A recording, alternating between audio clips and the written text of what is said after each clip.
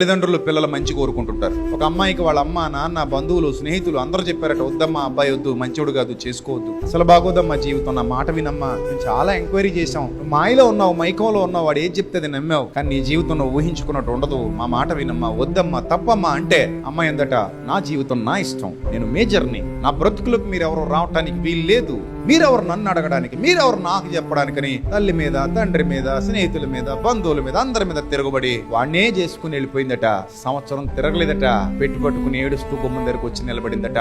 అమ్మా మీరు చెప్పారమ్మా, నేను వెళ్ళలేదమ్మా. నాన్న మీరు చెప్పారు, నేను వెళ్ళలేదు.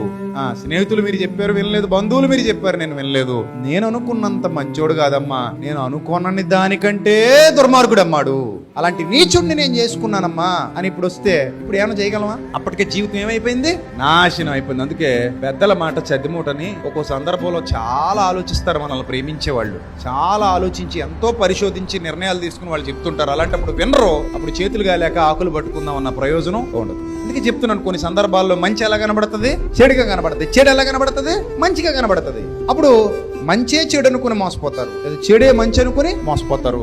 ఏది రాంగ్ గా అర్థం చేసుకున్నా ఎవరు మోసపోతారు? మనమే మోసపోతాం.